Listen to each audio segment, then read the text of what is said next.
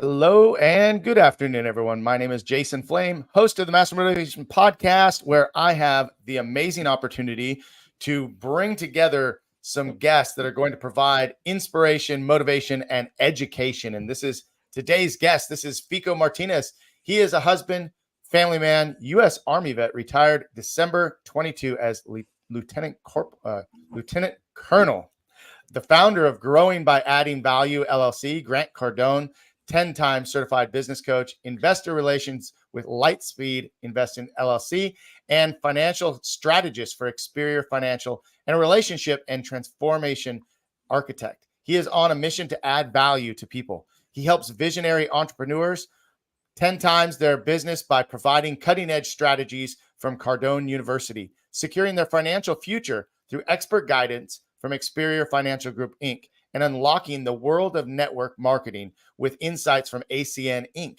He also offers personalized leadership coaching using Maxwell training and DISC assessment to enhance individual and organizational performance. Fico, welcome to Master Motivation Podcast. Thanks for being here today. Hey, thanks a lot, Master. I appreciate it. It's a great opportunity to be in here. Great intro. But I think one of the things that I want to do before the end of the show is to get you to do a 10x sign.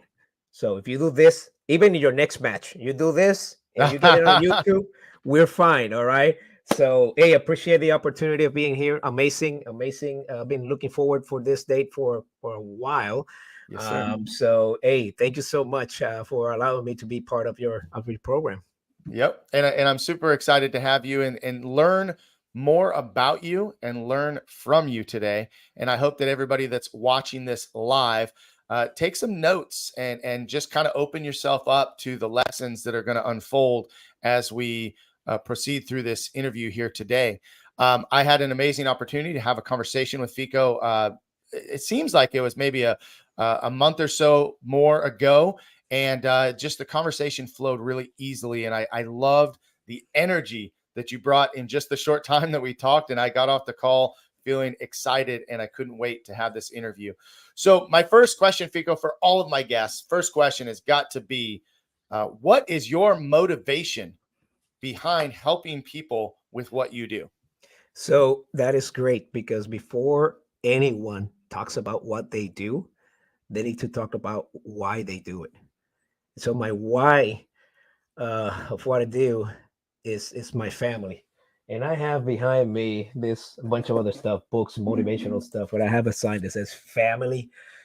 That's one of my pillars. You know, you have faith, family, below it, fitness, and finances. So I do everything for my family, man. After 23 years in the military, counting, I joined the military 9999 as I enlisted in the military. So easy numbers to remember. And, we tend to forget that we spend a lot of times helping others. We tend to forget that, we had to help ourselves and invest in ourselves to be able to help others. And after 23 years, I said, hey, I got to invest in myself and go after the people that actually depend on me. And I feel a very strong sense of I need to do this for them. My parents, they sacrificed a lot for me, my sister, my niece, my wife, who had been with me since day one that I joined the military. My wife and I went to college together, graduated with the same degree, married September 13, 2001. So she's been with this war with me until I retire in December 2022. So the main thing is my family and all those people out there that I know I have something to provide them. People think that retirement is sitting in a chair with a can of, their favorite beer and getting fat. Not this guy.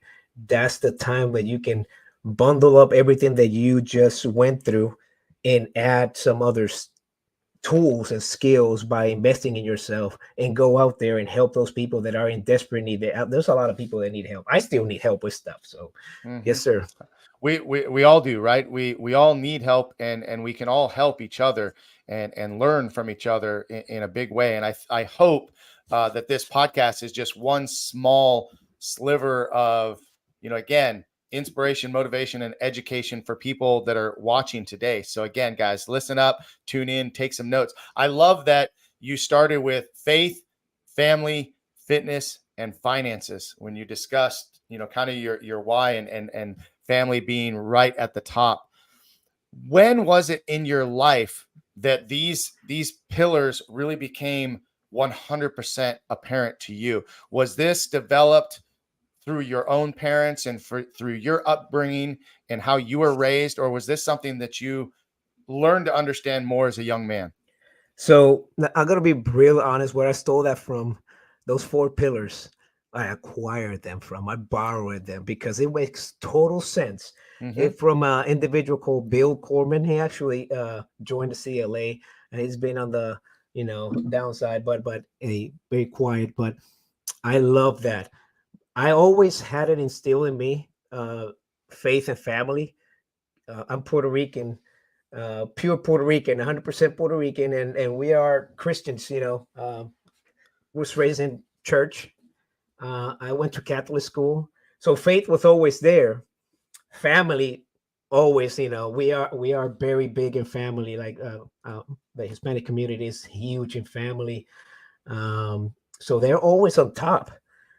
But one of the things that I'm going to confess here is that when I joined the military, or as I became a teenager and rolling into the military, I started losing sight of faith. And that was something that gave me such a huge gap in my life. It was bad, that I didn't step in church. I used to go to church, but just to go to see my friends and just please have some family members, and that was it. But yeah, when I started reordering, that was right before the end of a military career. It was in February, President's Day 2021, that I had a blood clot in my right leg, which basically put me on the sidelines. That was my second one in my military career. So once you get 2, you are in blood thinners, and once you're in blood thinners, you are non-deployable. So once you're non-deployable, you very much like their clock is ticking. The military is to fight wars, not to hang around until whatever. So I became a liability for the military, and I was an individual that used to be like hard charger, go at it, get stuff done, and that put me in the bench. And along with other issues that I was going through in the moment, it was like the perfect storm. I went through a lot of depression, a lot of hard times, and mentally and physically, which ended up me digging very deep, very deep. And one of the things that helped me crawl out of that hole, and I'm still crawling out because we never done with that, was I decided to finally go to church after years and years with my family. And when I walk in there, it was completely different than what I was used to. And like people say, do you feel sometimes that the preach is talking to you? Well, that's what happened to me. Like, dude, what is going on here? The message it was meant for me. And that's where I started like a little bit healing and going more to church and added all the things to get on my feet, and professional help, obviously. But yeah, that's how I started reordering it. Okay, I need to have the foundation of faith, family, and then everything else. I always a fitness guy, always doing active stuff. I'll tell you later a story about me and me growing up. And then what the finances, obviously, everyone needs finances to be able to do what they for able to sustain themselves in this world nowadays. Yes, sir. Well, so first of all, thank you for your service in the military. I have a lot of respect. I never served, although I get asked often if I was ever in law enforcement or ever in the military, and I've never served either. Never had the privilege or the honor. I've been a martial artist my entire life, so I now have the opportunity to work with a lot of law enforcement and a lot of military. And I often just, when I have conversations, I'm just so in awe of people, number one, that have the discipline to make that commitment, that long-term commitment. You were in the military 23 years, right? Yes, sir. And so, I mean, to do something for 23 years and to commit your life to that, and then, of course, to find out that you are no longer able to do what it is that maybe initially you really wanted to get out of it, and you had to be sidelined. But, I just have a lot of appreciation for those that have served in the military and those in law enforcement, first responders, because at times you've either sacrificed for others or had to put yourself in the line of fire, so to speak. And I'm so in awe of that in people that have the willingness to do that. What I want to talk about is what inspired you to join the military. How did you make the decision to go into the military? I think it wasn't me, man. It's like, there's a book, I haven't read it yet, from Elon Musk. I order it. I'm about to start listening to it, but a friend of mine gave me the main basically main idea. But so one of the highlights in this book is that pay attention to what your kids are doing when they're growing up, because they show signs and flashes of what they can become later on. And apparently Elon Musk used to, one of his hobbies when he was a kid was to build spaceships or rockets. So when I was growing up, I used to run around the woods in Puerto Rico, play war. He just came up with, that mentality of Rambo, Commando, old schools, like old school. It was just to run around. There was no Facebook, no social media or anything.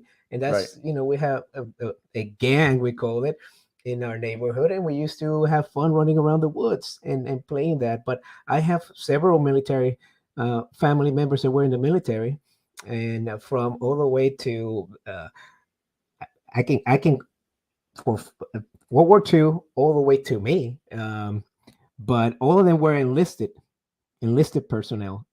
I'm the only officer, so I was always looking up to my enlisted family members. And I recall one particular one of my uncles, Wilfredo. He came back from the Gulf War. And he brought like a 50 cal round in a chain, and he gave me this rounds, and I was always walking around with that round and a Rambo flashlight. And all this, like, okay, cool. So yeah, it was something that in high school, when I finished high school, I almost enlisted with the Marines back in '95, but something happened that said like it came in E-News, entertainment news. There was a Marines were hazing each other in the training, and I said, I'm not going there. I'll probably go to college.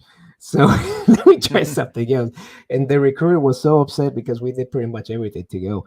And yeah, it probably was one of the best decisions I made, because if not, it would have been probably nuts. Yeah. So we don't know. Who knows where I would have been by then. Anyway. Yeah. Well, so tell me a little bit more about your experience in the military and what it was like, when you first went in, and how you progressed through your career. Oh man. It was kind of challenging at first to figure out we call it the how to maneuver around, how to make an impact. And that's what you need to figure it out. You can blame whatever, I didn't do this because I'm Hispanic and people got it against me. I have an accent and whatever, dude. I put that to the back. I did never use that as an excuse, and I let my efforts, my hustling, do the work, and my personality of treating everyone like a human being. It's like there's this medical belief that you have to be a certain way. You got to be like a character in the military to treat others. That's not my style. We see eye to eye regardless of the ranks or whatever. And people responded to me, thankfully. And because of how I was, and because of my work ethic, because of my transparency, my honesty, and my always looking to add value and always caring for people genuinely, I had a team everywhere I went.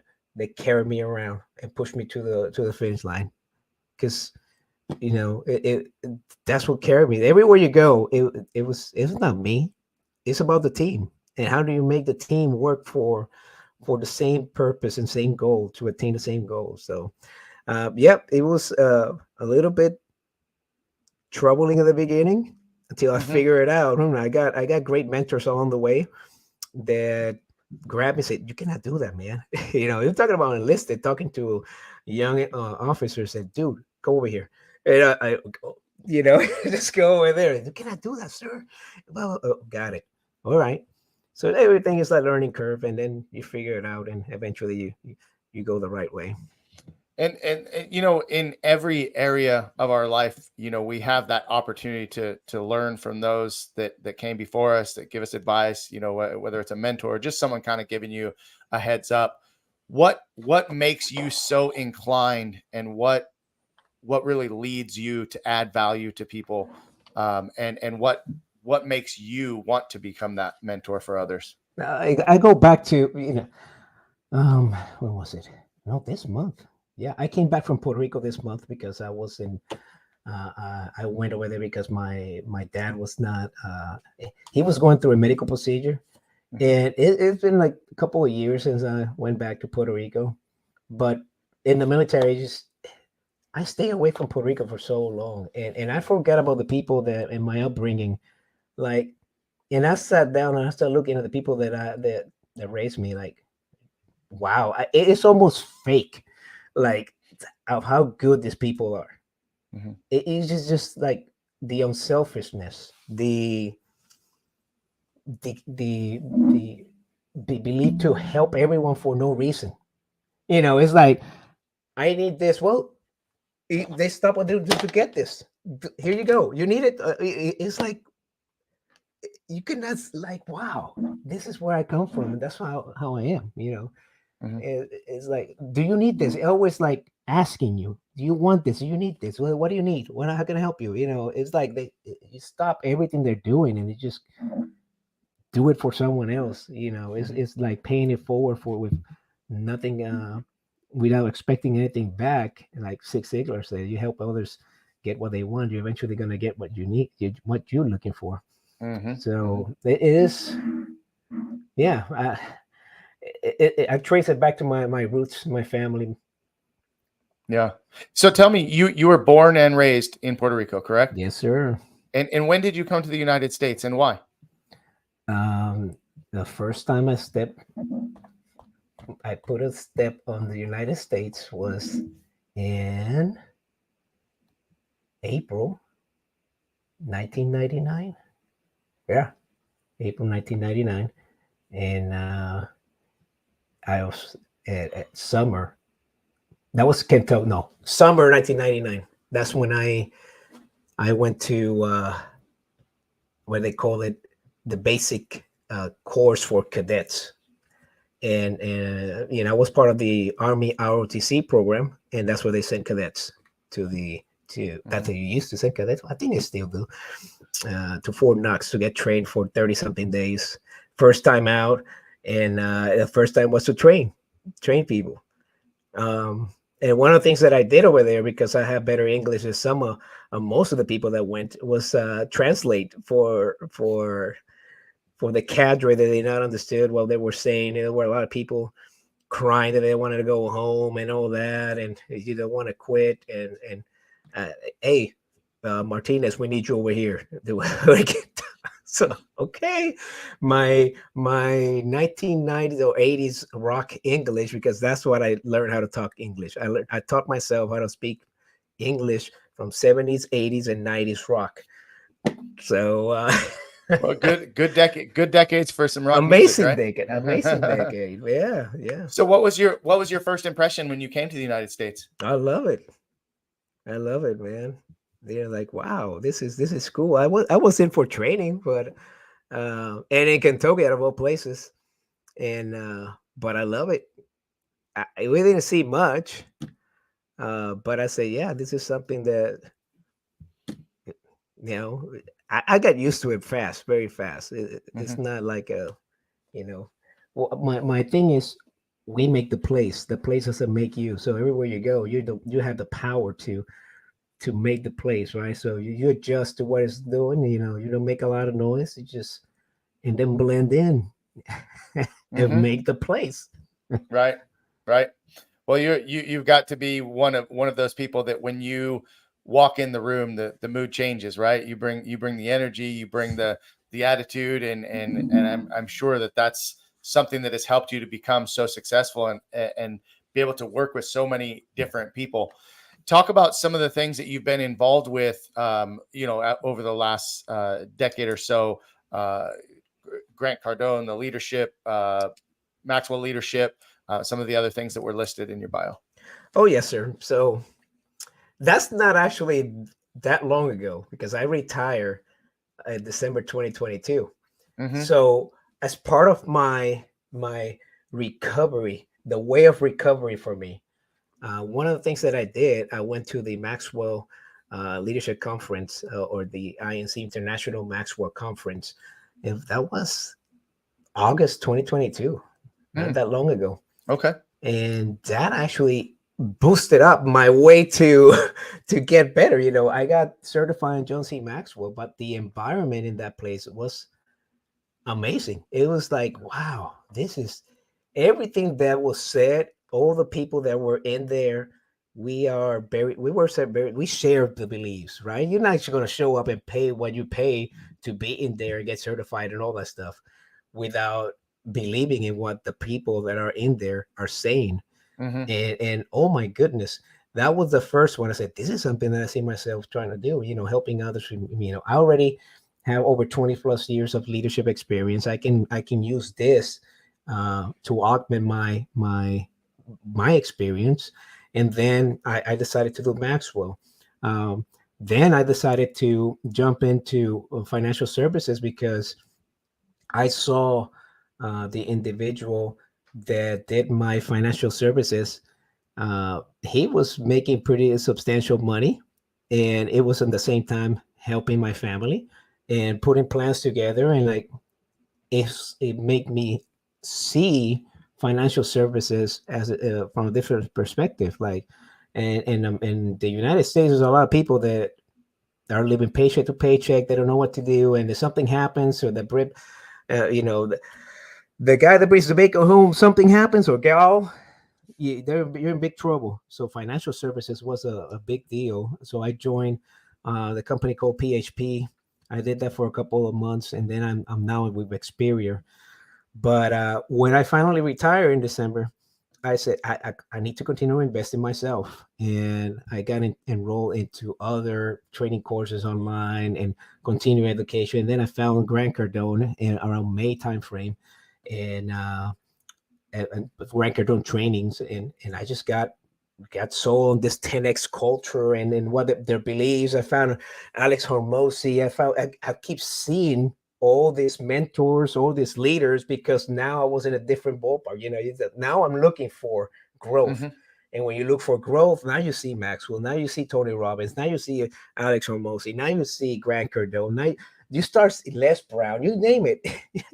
They're everywhere. And I am obsessed with growing and learning. And that's what, got me into all this little certification, which led in September to become a 10X coach, business coach certified. So with Grant Cardone, which is a program of Grant Cardone. Yes, sir. So now tell me, what are some of the parallels that you took from your military training and your leadership in your military service with what you are now growing and learning with the 10X, with the leadership, Maxwell leadership? What are some of the parallels, and what are some of the things that maybe kind of crossed over? Was there anything? Was there anything that was hard for you to adjust? No, not really, because I figured out before that. In January 2016, the military gave me the opportunity to go back to college and get my master's degree. That was my first break and exposure back to the civilian side in 15 years. Wow. And I was struggling at first. Like, what? I went and got my master's in public administration, and when I was like, what are these people talking about? This is really, I have no idea. This language is so different. But when I started looking at, wait, this is no different to what I do, but it's called a little bit different. And once I started applying my and learning and figure out, it just related to something that I used to do in the military. I ended up graduating with a master's degree with a 3.92 GPA. And the same thing I apply with this company. You got to bring the leadership, right? You got to bring the leadership into everything that we do. You got to bring that desire of not quitting, even when things are getting hard. You don't quit. If it was easy, everyone would do it, right? So you got to bring that grit. You got to bring that hustle and that desire of seeing it work through, because nothing is going to happen like that. Shortcuts are not going to happen. I hope that people come back. The only thing that's going to give you a shortcut of prosperity, probably the lottery, and people mess that up all the time. But anyway, yeah, it's just the patience. I have a lot of patience with when I want something. I put my head down, and it's whatever it takes. It doesn't matter how long it takes. Everywhere I go, I said, I'm gonna be here for a long run. I don't have an expiration date. I'm gonna see this work. And a lot of people just fell off, and I'm still here. And that's what happened in the military. A lot of people, like, the golden kids and girls, they left. They couldn't. They left the military for whatever reason, but I stayed there. And I thanks with the backup that I have, I was able to retire successfully from that. But you gotta have patience, which is a skill that, and this because you're a martial artist, that a lot of people lack nowadays. They want everything fast. They don't have any patience to see anything. Everything is fast. People don't sit down and read. Don't do nothing. It's just like, give it to me now, and then man, it takes a while. The trees don't grow in a day. It takes a while. Yeah, well, I mean, that's a great example, right? You have to plant the seed for a tree. You have to water it. It needs sunlight. It needs, and it isn't going to happen overnight. It's going to happen over time. It's funny because when my wife and I purchased our home recently, we planted a lemon tree. Ooh. And so one of the highlights of my day, it's kind of funny that I can use this as an example, but one of my highlights of my day is going out and watering this lemon tree. Yeah. And every day I'm looking at the flowers on the tree and that lemon that starts to grow. And we just finally, now it's been over a year, talk about patience, right? Yeah. It's been about a year that we have our first lemon that's starting to turn yellow. But every day I'm looking at it going, when's that lemon going to be yellow enough to pick, right? Ready to go. When is it ready to go? And so isn't that just like what you're talking about with life, is watching that tree grow and having that patience and having that discipline to water it every day and to cultivate it and to take care of it. We need to be doing the same things for ourselves and for those around us, right? And that's, to me, one of the greatest signs of a leader, is that a leader doesn't just create more followers. A true leader helps cultivate and build new leaders to help us have a bigger impact. So this leads me to my question is, what do you think are some of the mistakes that people make in leadership? Oh, wow. Again, it's situationally based. But thinking that they know everything, not being humble enough to, and I speak for myself here, right? I am very different. I don't know nothing, and I always find a place where I'm the lowest of the lowest. I'm not step one, step zero, because I can learn. There's nothing upside everywhere I go when it's like that.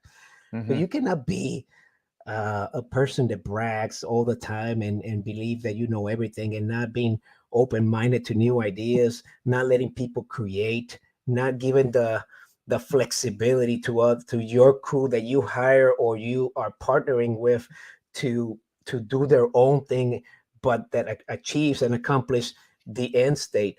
That's the main thing for me. This yeah, you can name a bunch of other things, mindset and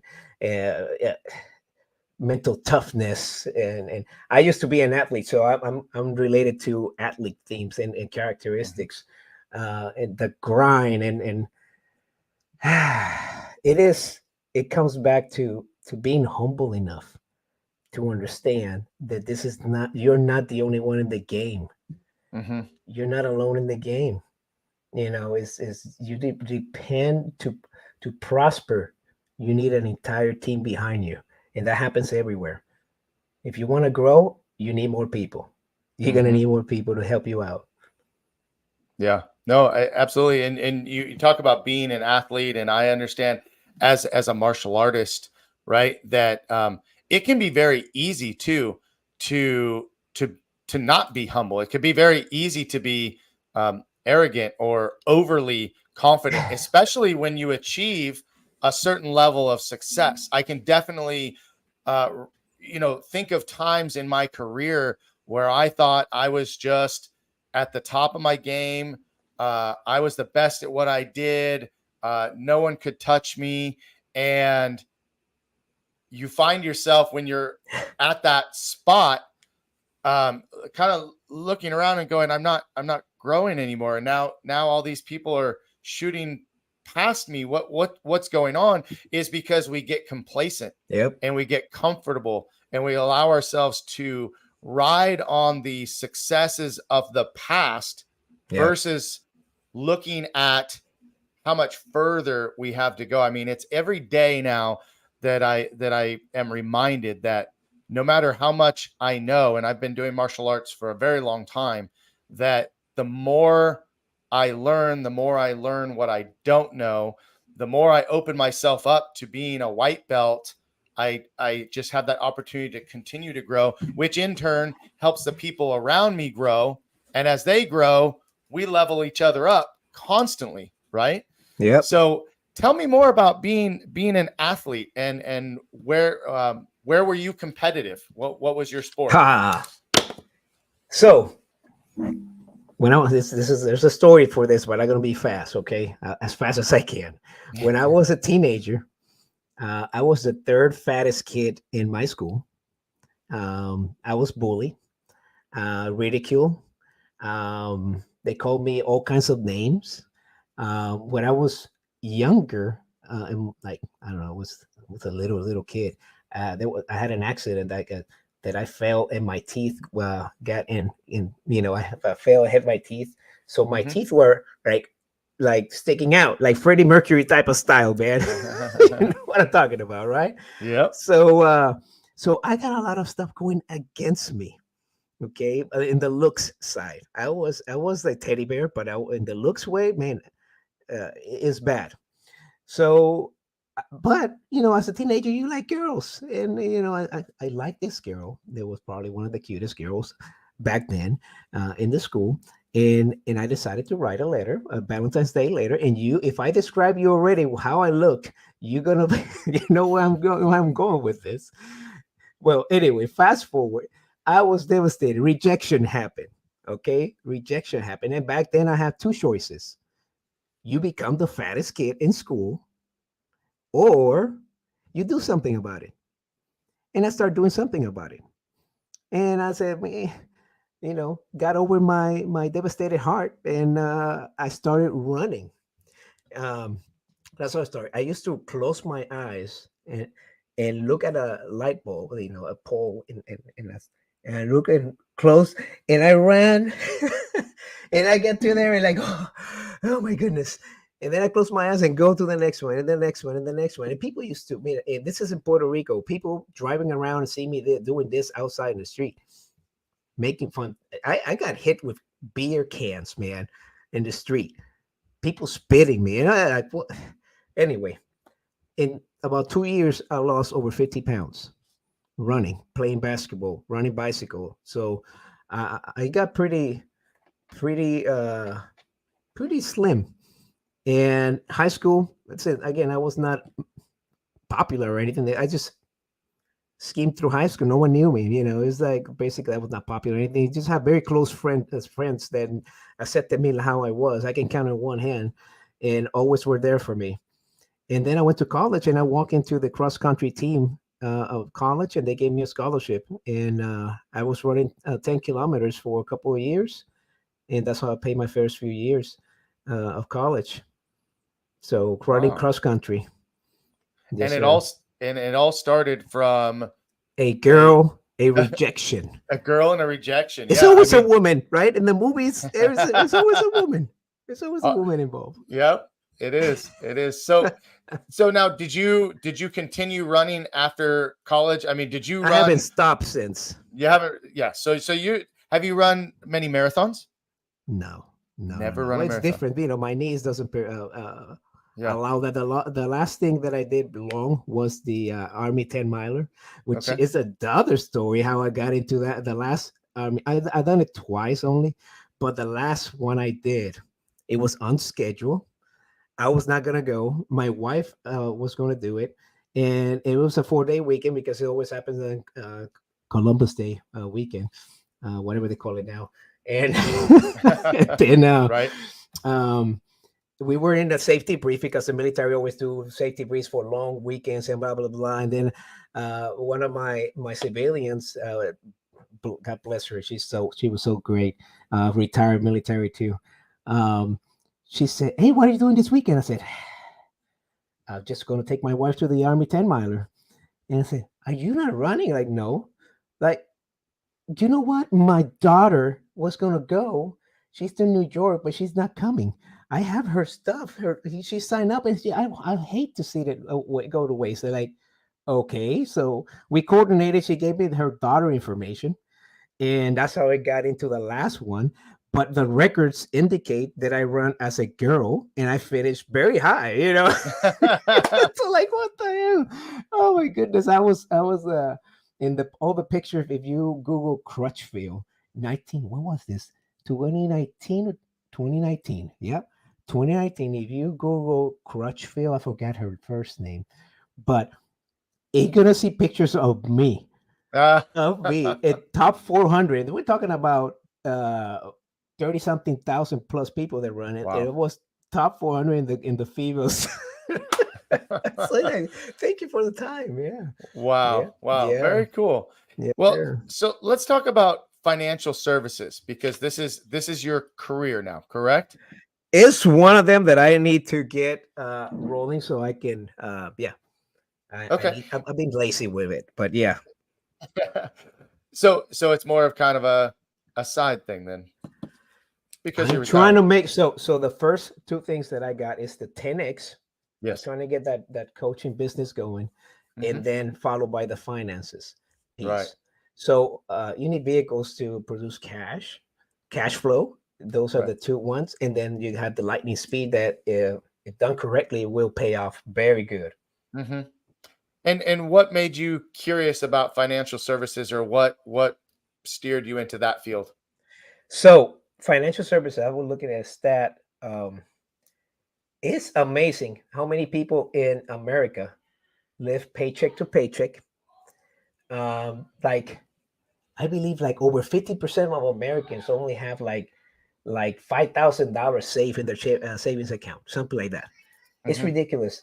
A lot of people live paycheck to paycheck, and they have numerous jobs, multiple jobs. I'm talking about not two, sometimes three, four jobs to try to get over. So Hmm. one of the things that financial services industry offers is the opportunity to go out there and educate people on finances. And again, I want to add value to people. I want to open up their eyes. If something happens to you or your family member, whatever, something unexpected, Hmm. if you're not set with your finances, based on all these numbers that we have, there's a huge possibility that you're going to have financial hardship. But someone has to pay for that, which Hmm. brings more stressors and more. So if I can help someone alleviate those stressors, and I can provide a solution to that problem. That intrigued me, and it's a way that yeah, we're making a profit, but the main thing is that you make a profit while you're helping a lot of people with something Sure. that is essential. Right. Right. It is something that you must have. There's too many unknowns in this economy, and stress is killing people. People that look perfectly fine at the next day, they're gone. You never know. Finances can definitely be at the heart of most people's stress. I mean, one of the biggest things that people stress over is having enough money or having the financial security to know that if something should happen, that it's going to be okay, right? What would you say are some of the biggest pitfalls, or again, maybe biggest mistakes, things that people are not doing? You mentioned that most people live paycheck to paycheck, have less than $5,000 in savings. I know we can go down the list of probably buying less Starbucks or being frivolous in our spending, but what are some of the other ways that people can be more financial secure? Right. So first of all, you cannot spend what you don't have. You got to be disciplined. If you want to get to a X lifestyle, you got to put yourself in position to live that X lifestyle. So that's the be disciplined. You got to be disciplined with your assets. But one of the biggest misconception people have is about the savings, which is something that Cardone just turned everything around, right? So a lot of people have money in the bank, a lot of money in the bank, and because that's how we were brought up, you save your money under the pillow or in the bank, and just make sure that it stays there. So when you need it, you get it out. But with inflation, that money value devalues every day. It's less money that you have there. It's not doing nothing. So you got to invest it in things that are going to become assets. Assets that are the money is going to work for you. And that's why Cardone is big on real estate, right? That's why he's known for real estate investments. That brings passive and residual income to you, which means that you got to invest in assets that will make your money work for you instead of you all the time working for the money and saving it. And the 401k, the TSP, I'm sorry about that. Some of them work, God bless. But what I have learned, those things are not that effective. I don't mean to trash it because a lot of people depend on them, but in reality is that you think you're going to have X amount of money, but Uncle Sam is waiting for their cut. So you got to look for ways. And this is one of the ways that we can help. And I said, myself and the company that I work with can help you make sure that you make your moves to finances, because the number one thing you want is not to give your money away to Uncle Sam just because. The middle class is getting crushed, right? And that 401k was created for the middle class. So, here you go. This is instead of having a pension, now you have a 401k or whatever it is. And when you think you have money, once you get it out, you're going to see how much money you get. Double tax. It becomes an income, and then you fall in a different bracket, you get taxed again. If you put in different vehicles, we can get your money protected, work for you, and not pay Uncle Sam. Restrict that money. You're still going to pay a little bit to Uncle Sam, but pay less than you have to. So yeah, it's that, let's save some money. Invest money.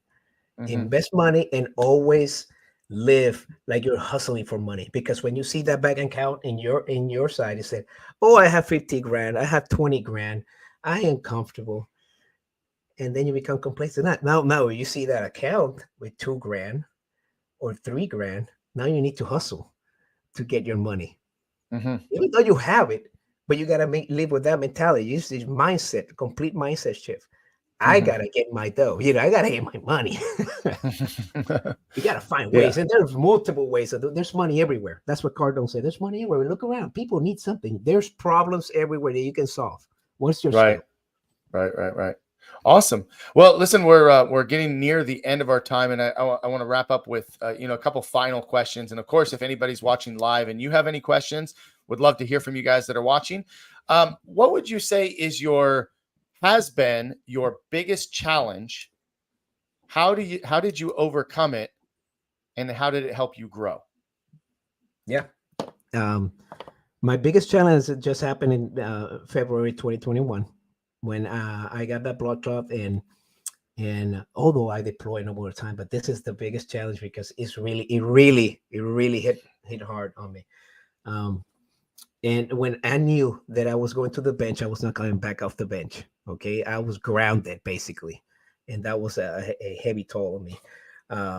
That I actually needed professional help and other things to get over it. But one of the main things that got me over my mental hurdle, I already touched a little bit about it, which was the faith, going back to church, and also the second biggest thing was my kids wrestle. They're all athletes.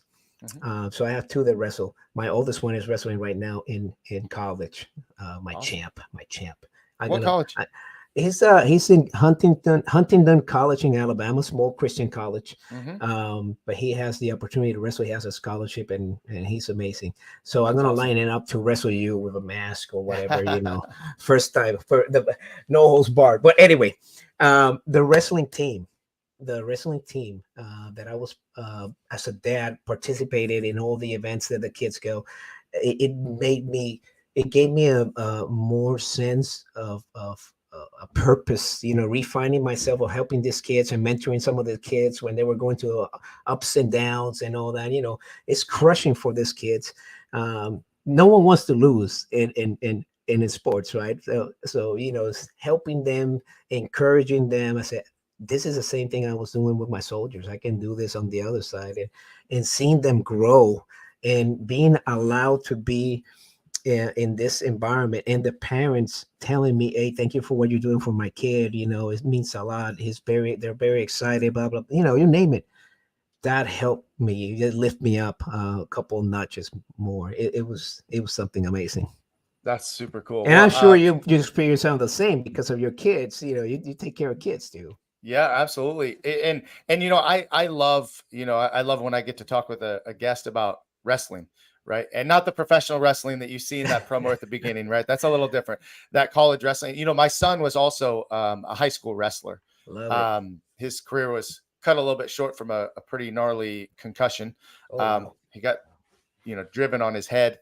I think it was intentional, but Yeah. I love wrestling and what it teaches kids, but I love too that, what you said about losing, and how we deal with the losses, because, in a competitive sport like wrestling, especially when you want to take it to that next level, those losses really can take a mental toll, and it takes someone that could kind of be in your corner, and someone that can be there to kind of lift you back up, help dust yourself off, and remind ourselves of the lessons that we learn from our losses, right? I mean, it's tough as an athlete. It's tough to lose, but when we take into consideration that every loss comes with a good lesson for the next time and a way to grow, that's awesome. But wrestlers, to me, I still stand by this. My son has played baseball. He has played football, played soccer. We've done martial arts our whole life. Wrestling is just one of those sports that I just absolutely love. You talked earlier about grit, right? Talk about learning grit from being a wrestler. And it takes time to get good. You got to see it through. You're going to lose. When you're starting, you're going to lose a lot. Yeah. And those kids have that mental toughness. You got to have that. Some of them quit. A lot of them quit. They do. But then you see them grow, that jump that they do. They walk into the gym with their shoulders down, and and then all of a sudden you see them a couple months after with standing tall, more confidence. It's amazing to see that. That transformation is amazing. I love it. It is absolutely. Well, my last question is going to be on the other side. Is what is your greatest success and why? Yeah, it's been. I'm going to be married. I'm married 22 plus years now. Try to hold this. I don't credit it myself. I credit it more to my wife. Hey, we're a team, right? but going through deployments and all the ups and downs, and when I'm not around, um, it's just I'm so proud of my kids. They're good kids, man, and everyone tells me that, and that's what fills me up. That's my greatest success, that my kids are known for being awesome kids. And every time someone tells me that, I just grow another inch. I wish it was in the hair. I wish some, Me too. but hey, it just fulfills me so much when they say that, hey, your kids are so awesome. They're great kids, and like, wow. And that's what it's all about for me. Family, making sure that we're doing the right thing when we can.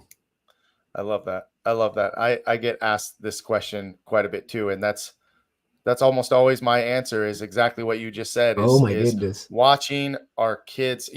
My wife and I now, we were married in 99. So we're coming up on Oh wow. 25 years.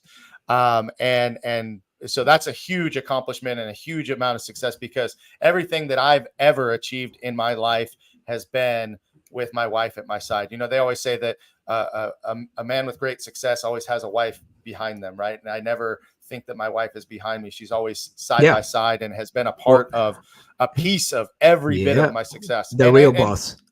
the real boss, right?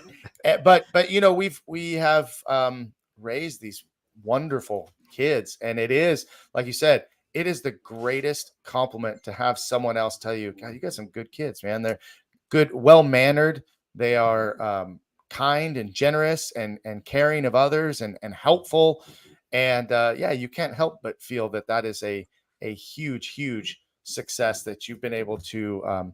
What is your biggest contribution to society and to your community is to bring up more people to be like that. And with our kids and our students, very, very blessed to hear that quite often. So I love it. I love that you shared that as well. Now, tell us, real quick, where can people connect with you, either on social media, online?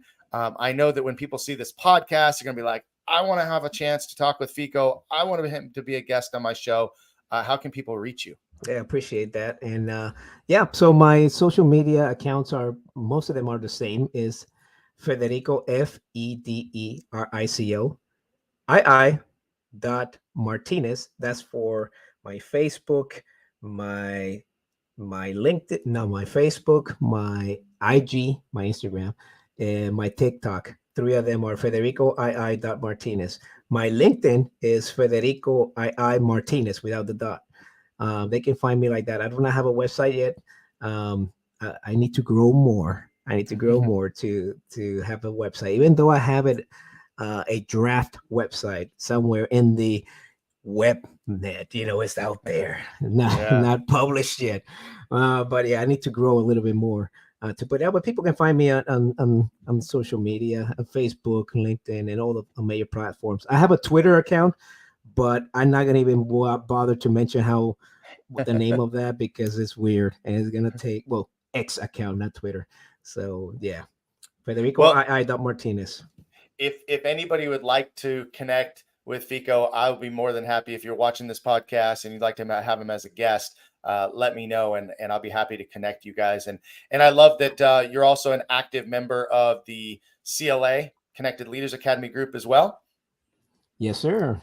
And are there any other groups that you're a part of and actively participating? Oh my goodness, I lost count of how many groups that I'm at. I belong to many groups, but also let me shout out to the ERA family, Emilio Roman Alliance, AMA, also from Emilio Roman. So there are two, but I belong to groups like in the military groups. There's a great group for military that provides a lot of resources called ACT EDU, at Education. At Education is on Facebook. There's over almost 70,000 people in that group. And I belong to different groups on LinkedIn too. And one of my missions every day is to try to post something motivational, inspiring, or that adds values to any of those groups. And yeah, that's what I've been doing every day. Yeah, no, I love it. I watch the reels that you post, and I just like how real you are, and talk about stuff that people need to and want to hear about. So keep posting that motivational stuff and keep posting that inspiration and education out there. And I appreciate you being a guest on our show here, and look forward to connecting again in the future, and looking forward to all the great things that you continue to do. No, the honor is mine, man. Thank you so much for this opportunity. It went by fast. Yeah, thank you so much. And when I have my podcast, which the name is going to be called, it's going to be called Mirospective. It's going to bring a different flavor into the podcast business. And yeah, I want you in my podcast. Oh yeah. Happy to do it. Happy to do it. Well, hey, thank you so much for today. And thank you to everybody watching. Once again, just a reminder to go to YouTube and subscribe to Master Motivation Podcast. Do us a favor and share this video.